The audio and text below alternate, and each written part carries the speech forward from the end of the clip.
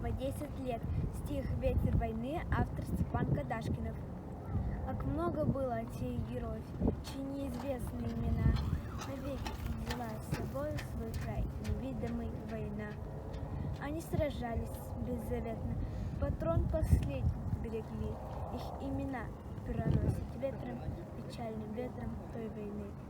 Порой слышны на поле боя, через десятки мильных лет.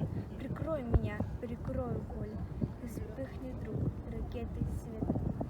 А Коля в этом тихом поле лежит, не встанет никогда. Лишь горький ветер нам порою напомнит страшные года. Сегодня мало кто заплачет, придя к могилам той войны. Но это все не значит, что позабыли Колю. Мы помним это горе, осталось в памяти.